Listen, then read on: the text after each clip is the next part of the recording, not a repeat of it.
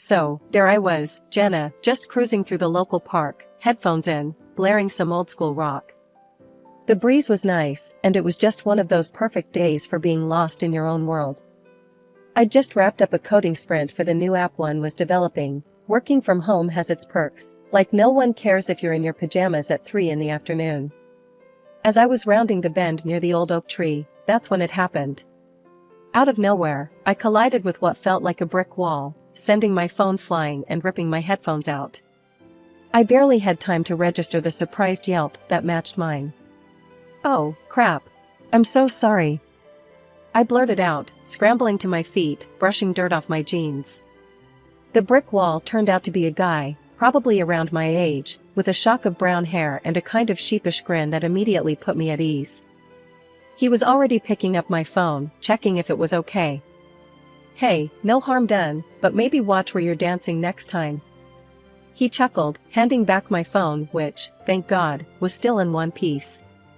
"Thanks, and yeah, I guess I got carried away with the tunes. I'm Jenna, by the way," I said, still a bit embarrassed, but relieved he was cool about it. "I'm Jake. Seems like you've got a killer taste in music," Jake said, nodding towards my phone. We both laughed it off, and I noticed he was holding a frisbee. "You play?" I asked, gesturing to it. "Yeah, was just about to start a game with some friends, but they bailed." "You play?" "Not really, but there's a first time for everything, right?" I shrugged. It wasn't like I had plans, and he seemed like good company. "Cool, let me show you the ropes then." His smile was infectious, and honestly, I was already curious about him.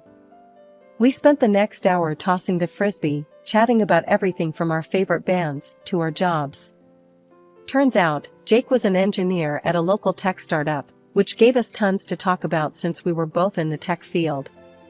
It felt so easy, like chatting with an old friend. As the sun began to set, Jake glanced at his watch. "Hey, you hungry? I was gonna grab a bite at the cafe across the street. Join me?" I was actually starving, and I figured, why not? "Sure, let's go. But just a heads up, if they have chili fries, I'm not sharing," I warned him playfully. "Huh, challenge accepted. Let's see if their chili fries are worth the hype then," he said as we started walking towards the cafe.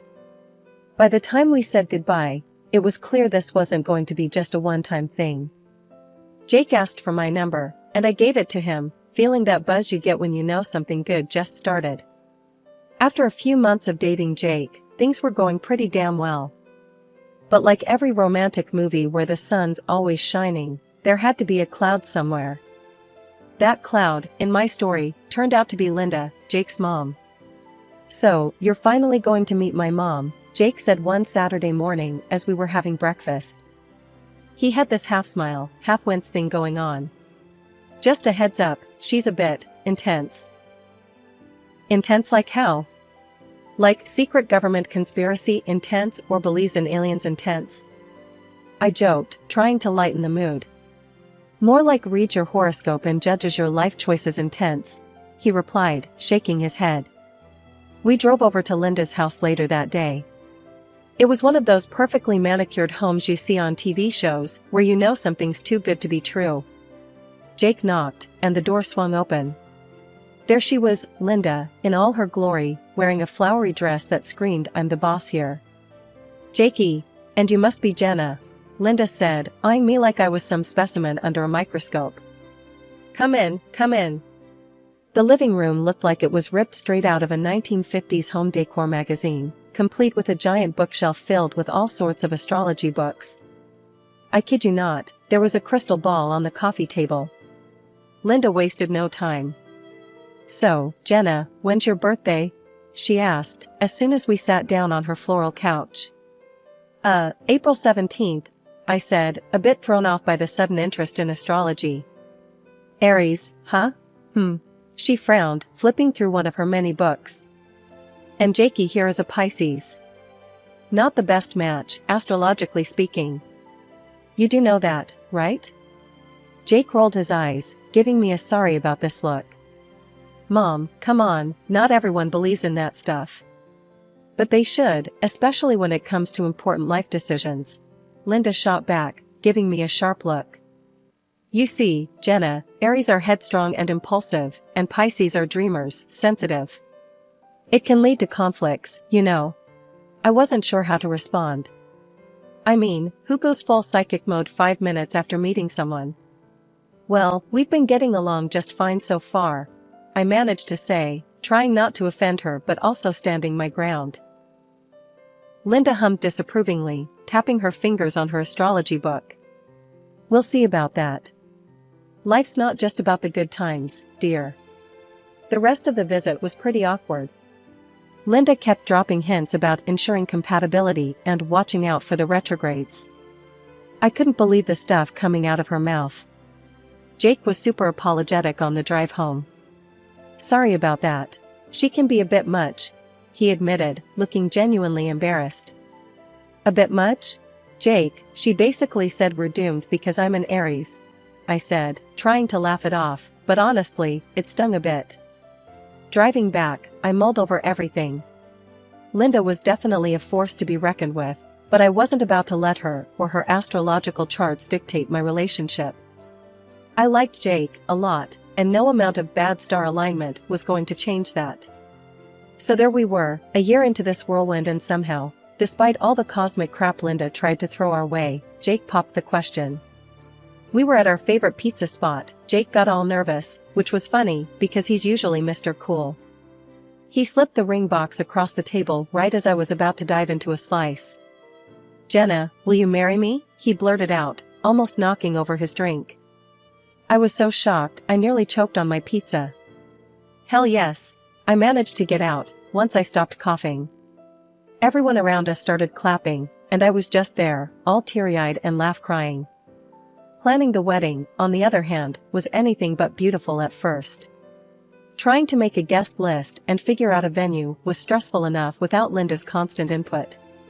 You know, Jenna, Mars is in retrograde around your wedding date. That's really not a good sign, Linda warned one afternoon, while we were looking over some flower arrangements at my place. I rolled my eyes so hard I thought they might stick that way. Linda, we're not picking a date based on Mars, Mercury, or any planet. We're picking it because the venue we want is available then, and it's special to us. The wedding day finally came, and despite Linda's dire predictions, it was perfect. Sunny skies, not too hot, not too cold. All our friends and family were there, laughing and having a good time. Even Linda managed to put on a smile, though it looked a bit forced. After the ceremony, during the reception, Linda pulled me aside. Her expression was serious, which wasn't surprising given our past chats. Jenna, I still think you should reconsider this union. You might be happy now, but what about when the stars shift? I had just about enough at this point. Linda, I'm married to your son now.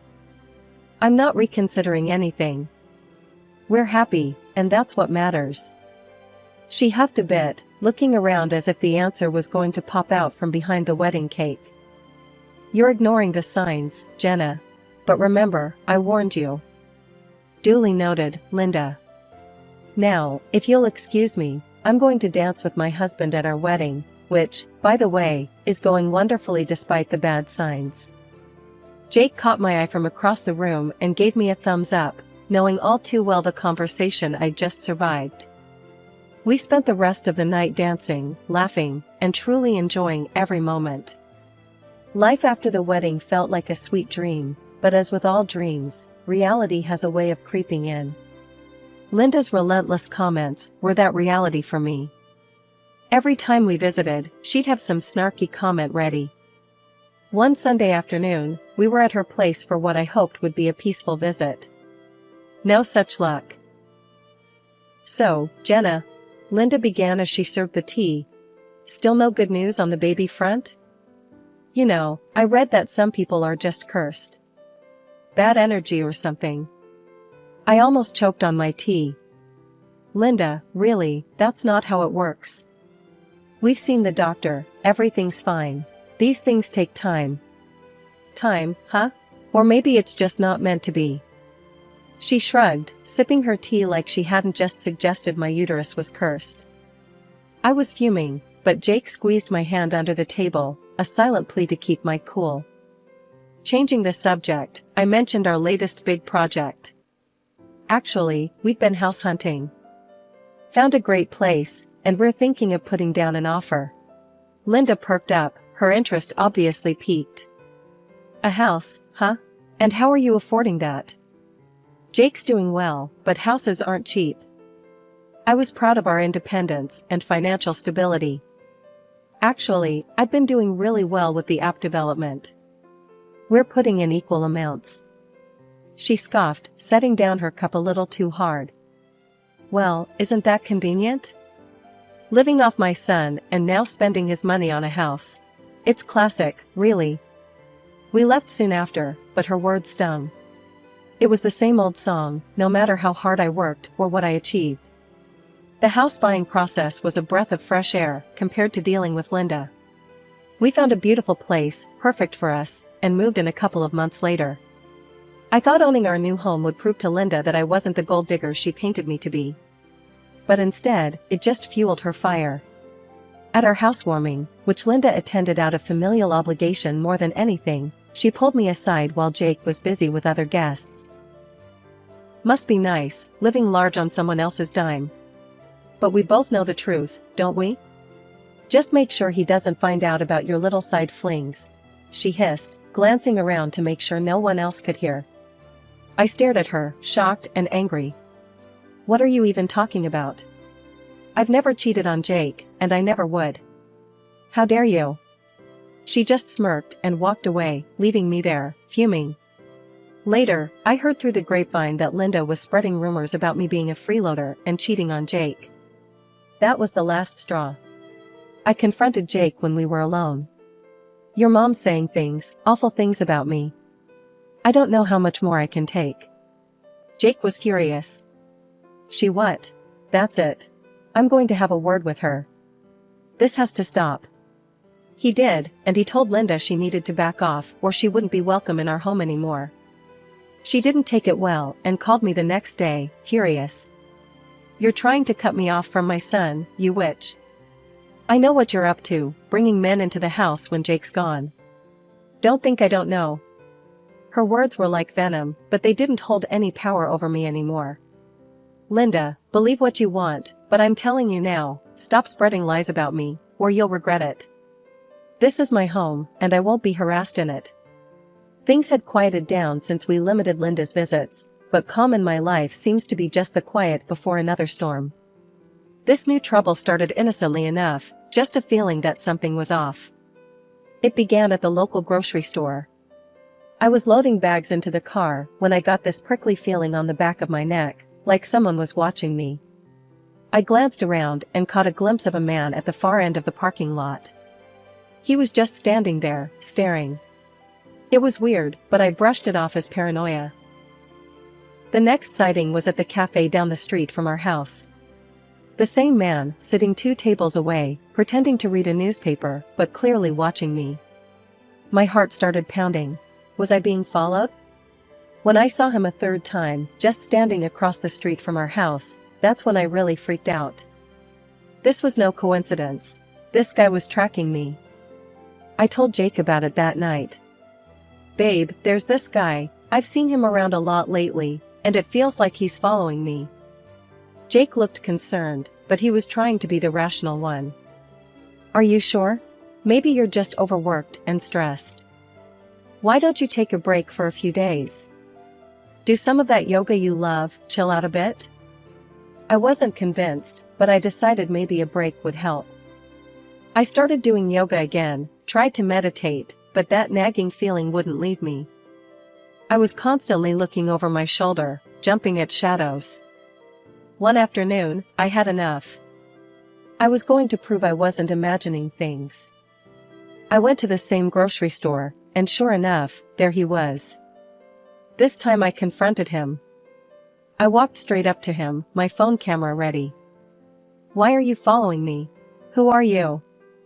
The man looked startled, then tried to walk away, but I was too quick.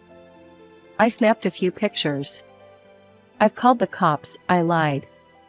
He stopped, a look of panic crossing his face. Wait, listen, I'm not here to hurt you. I'm a private investigator. I'm sorry, I can't say more. In the evening, we ran into him again in the parking lot of our house. Jake confronted him, grabbing him by the collar. You better start talking, or I'm calling the cops right now. The man finally broke. Look, I was hired by your mother. She wanted proof of infidelity. I swear, I didn't find anything, because there's nothing to find. Jake called Linda immediately. Mom, what the hell are you doing? Hiring someone to spy on Jenna? Don't come to our house again. You're not welcome here anymore. The next day, Jake was all action.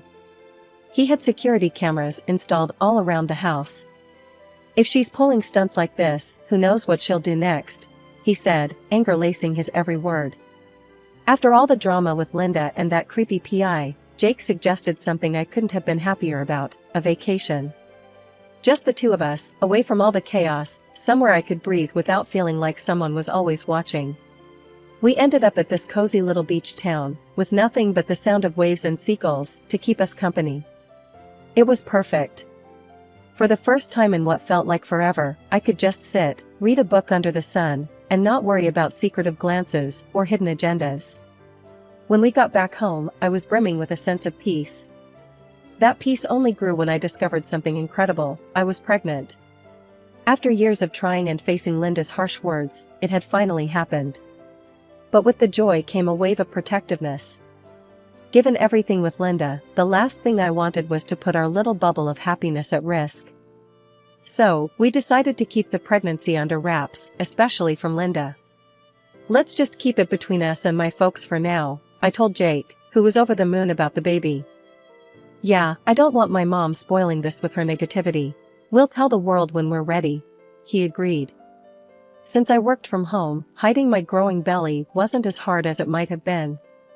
I swapped my fitted tees for looser shirts, and if I ever went out, I was all about those flowy dresses. But the thing was, my belly wasn't really showing that much.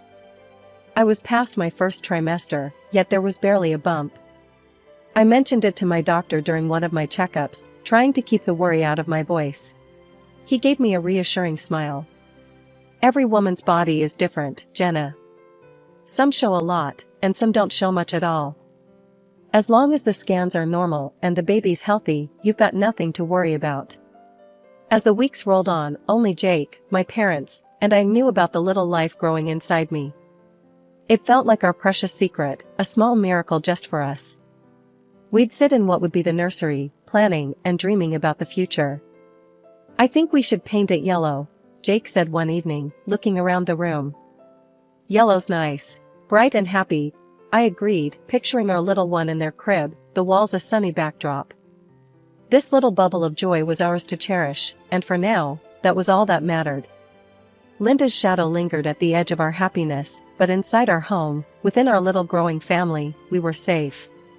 8 months in, and my pregnancy was now pretty obvious, no more hiding the baby bump. Jake and I decided it was time to celebrate with all our family and friends, even Linda.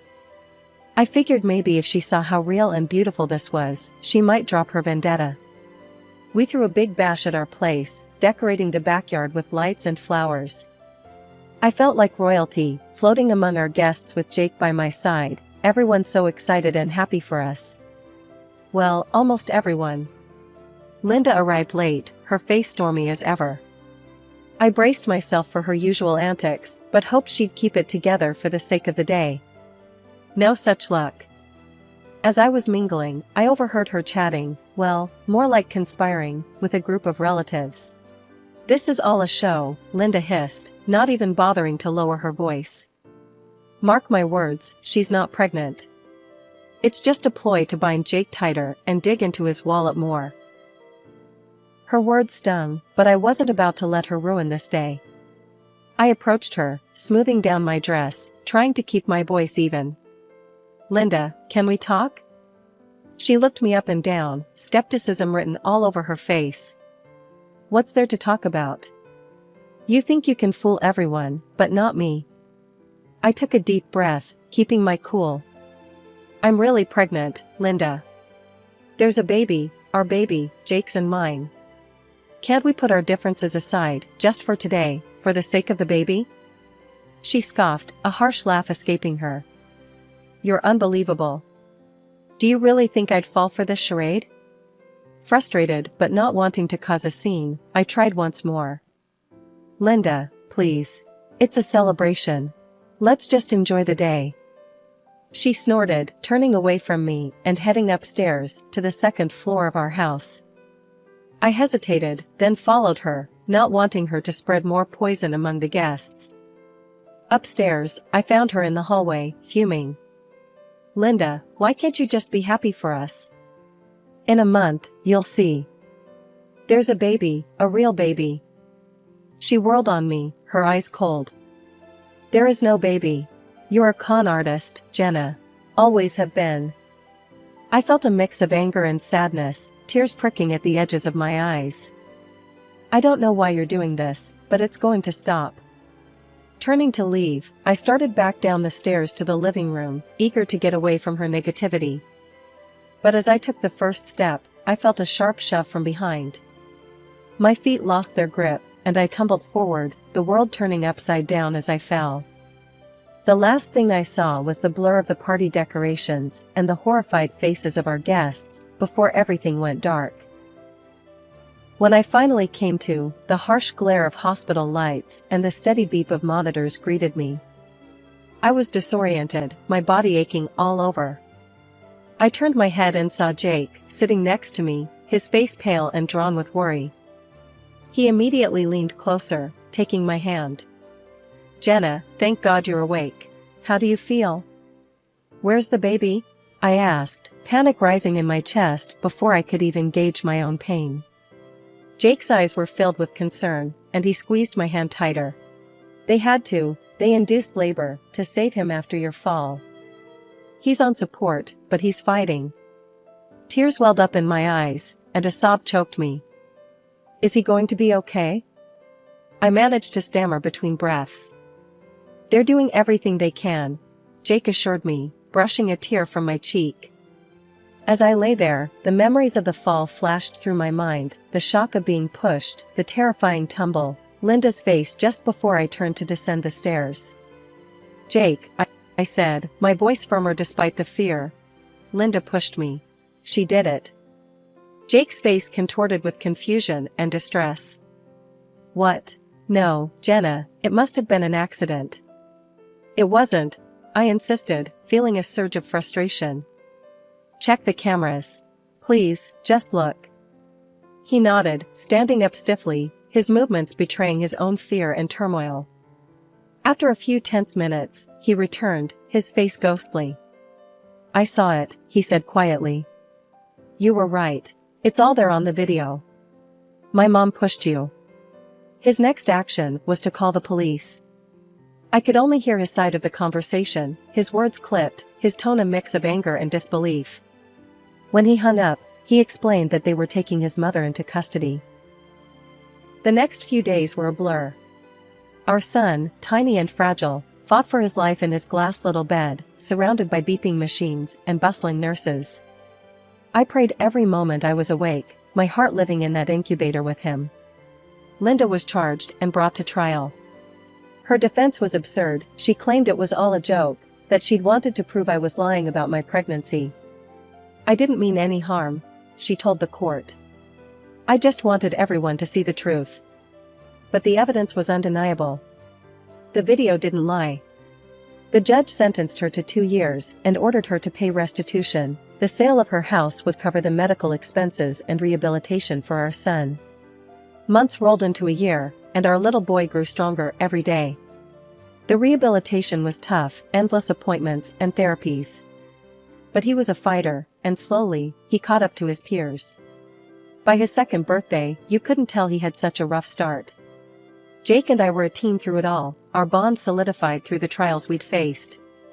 As for Linda, her actions had severed any chance of reconciliation. I made it clear, and Jake agreed, that she was not to be part of our lives or our son's life. It was a harsh decision, but necessary for our family's well-being. And as I watched our son, healthy, happy, and vibrant, it felt like the entire universe had shifted, aligning just for us, in spite of everything. Linda's shadows no longer lingered, all that remained was the light of our little family, stronger and more radiant than ever.